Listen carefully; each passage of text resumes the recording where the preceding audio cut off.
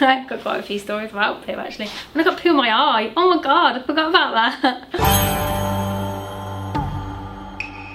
What is this? I thought this was a medical educational. There was actual poo in my eyelash.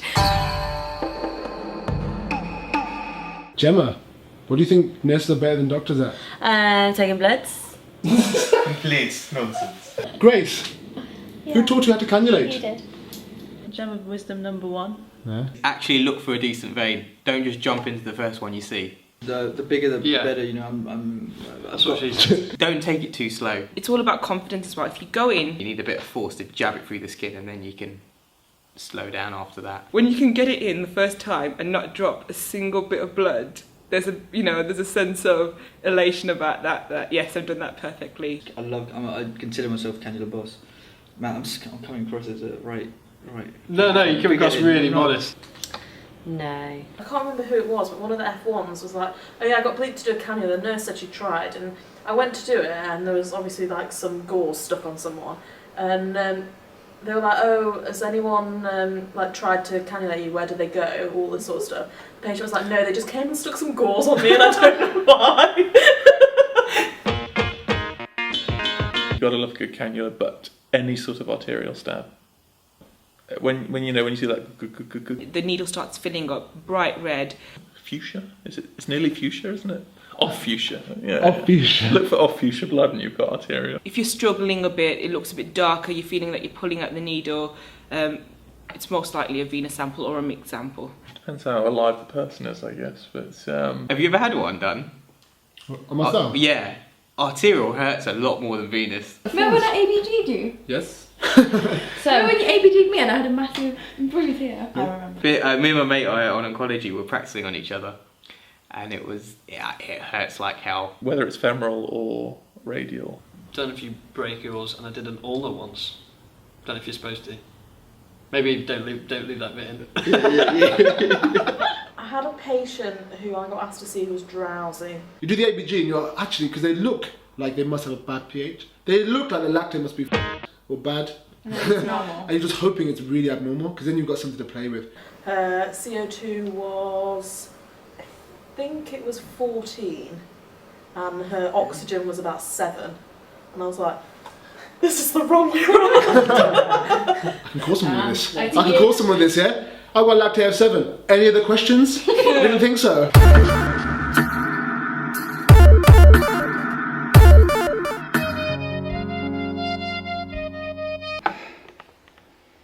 Some of the best junior doctors are the ones that come in and have, they're open to all sorts.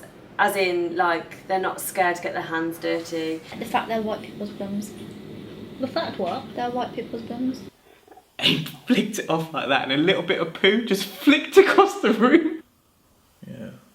Is that useful? I don't know. Sharing is caring. Sharon is caring. I think whenever you have to PR or PV, Should we make a video just about someone who's young and they Like find your it own embarrassing. And age-ish. yeah, I find it It's like- embarrassing as well. I'm not the best person to say this, but My finger is smaller than a poo. So if you relax, this won't hurt. And it's true. If people get really stressed out about the PR and they, squeeze their external sphincter and then you're kind of trying to jam it in, it's going to really hurt. The thing you point, it, to be fair. if you point out that Oh no way, I never even thought about that. And a poo is going in that direction as well. So, Imagine like a just imagine if a poo had a bone in it and it was going up Uranus. It's going to feel a bit like that, but smaller. Oh my god, this is horrendous. Can I just say, I would like to be cut out of these videos. I have an embarrassing story of a friend who went to PR somebody and just happened to decide to wear an apron that time and went to PR this poor old lady.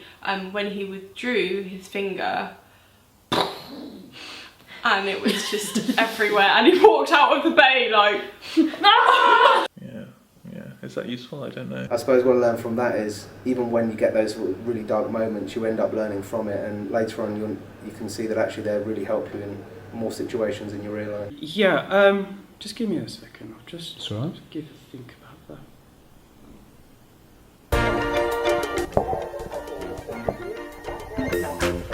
When they come at you with wee, and you're drawing up IVs and they want you to do the wee. Just do it. Just do it. Urine dip. Hate We doctors had, that don't do urine dips. I know how to do it, I just don't want to do That's it. not what I heard. Taking the piss a bit. Ronnie, what's your favourite clinical skill? Not catheters, definitely not catheters. What do you prefer, cannula or catheter? Catheter. Cannula. Commode or catheter? Commode. PR or catheter? PR. Catheter. Discuss. Why do you prefer catheter? Because Good question. one indication that catheters are amazing to do is to relieve obstruction. He's got a point. He's got a very hefty point, actually. Yeah. This guy, he's a lovely sort of 80-year-old man or something. Every day I saw him on the ward, and his wife would be there at lunchtime and be like, honey, that's the guy that got the catheter.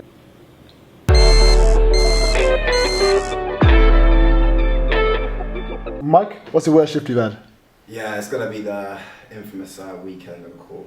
It's the bane of my life and it makes me want to cry a lot of the time. I hate weekend days. Weekend days, no matter what speciality you're doing, is the worst shift. The junior doctors have to rush around all the wards. You leave them a list of stuff to do and then they don't do it, and you bleep them like 6 million times because you're told that you have to bleep them. And it just bleeps and bleeps and bleeps. You can't do anything. If you like take a step, it goes off 5 times. Put in a cannula, it goes off 6 times. And then when they do phone you back and you tell them, they're like, oh my god, is that all you're phoning me for? And you thought, I'm never going to be that person. Yeah. And then when that bleep goes off 50 times and you've got so much to do, and they answer. Hey, it's the F1. Did you bleep me? They were, I've got this patient who I don't know anything about, and it makes you so mad. And then your bleep goes off like 4 times when you're on the phone, having that very frustrating conversation. Those times you sort of want to throw your bleep out the window and just have a bit of a moment. Don't you think Food for that thought. the bleep can make you a bad person?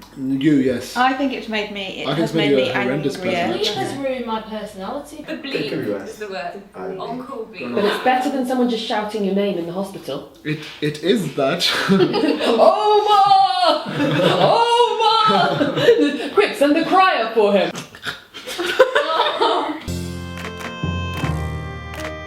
Have you ever cried at work, Gemma? I have cried at work, yes. I have cried in situations where patients have died. The first patient that died on me I almost started crying, and I'm not an emotional person. Have you ever cried at work? I'm actually not, and Never? I really thought I would at some point during the year. So there's I've truth. heard of a lot of people who haven't cried. There have been numerous female tears shed. Female tears that come out, yeah, with a swag in their hips, yeah. Water might have leaked from my eyes on a couple of occasions.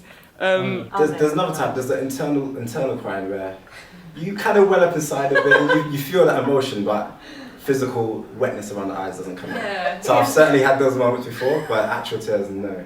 Yeah. But I understand you do get attached to some patients or some stories. Especially seeing as as an F1, as all of us juniors, we get to know the patients most. We see their relatives, develop a connection, a rapport, and then suddenly when they pass away unexpectedly, it's definitely a bit of a tough one. I think that kind of does affect you a bit. Does it? It does. Because you get an insight into what it's like to be a human. I mean, you already know what it's like to be a human, but this is from another point of view. I think we're quite sheltered in our society from death and dying and illness. And you feel the weight of it is so heavy, it's horrible. And then you start to realise that actually people do just die, and that's the way it is. And some people you're never going to say if they are going to die, and everybody knew they were going to die, but you feel personally responsible. But you're not going to survive if you carry the burden of every patient you see. That's true. So you have to, and that's part of the. I don't know. That's part of maturing, I think. You might that's part survive. But I do. To clarify. I don't know. Yeah, edit I don't that. use it. So you never suffered physical wetness around the eyes? No, obviously on a rainy day outside, but from myself, no. I've not shed one tear in this hospital. What about outside? The minute you walk outside, you start crying. Fine, I cried when I got home once, but that was it. Really? What happened? I don't know, I think I was just exhausted. You try the best you can do, possibly. And someone's telling you it's not good enough. Like, for me, that just absolutely... Yeah, but don't cry about it. That is just them having no idea But how it's hard no, you to It makes me angry. Yeah, but to be fair, like they no, it was just bad. Yeah, But I don't count those as real tears. It's just when you've got nothing else left to give and you just are so angry at a situation. And I find myself like picking up keyboards and just like poking the computer screen and just getting notes and just going notes. You can't read anything in the notes, and then getting them and putting them back, and then I just go through like this rigmarole for 5 minutes and tell all the nurses and go, you know what's happening. Amazing. And then I go and get the notes. And then I read them properly. After just going along with them. It's the way of kind of getting out of your system. So. There are moments when you're 10 out of 10, but there are also moments when you're 1 out of 10. Well, there was a point where I had actually quit medicine. Yeah. I fell out of medicine. Fell out of enjoying medicine. I phoned in and asked to leave. Yeah. Where's this conversation gone? It's gone all deep. A&E, which is a specialty I've been looking forward to working in for a long time. It really made me sort of fall back in love with medicine. Yes! And it gave me everything I was looking for from the job. And I took a year out, which allowed me to kind of re-engage in the whole process and enjoy what I do now. Which is good. Stressful, trials and tribulations, but ultimately it's been excellent. Yeah, peaks and troughs. But the peaks outweigh the troughs. Like, I've never come home and thought, oh, I wish I wasn't doing this. Yeah, no matter how tired I am, no matter how upset I am. Can't see myself doing anything else, to be honest. Can't think of doing anything else. And now I love it. Yeah. Do you actually love it? I actually love it every day. The whole F1 year was an amazing experience, and just learning and also being around other doctors who are going through that similar processes together and being in it together. Not having a clue what to do altogether. Growing up as doctors together. Because you work with them and you probably live with them at the same time. Definitely some people that you would need to maintain. Yeah.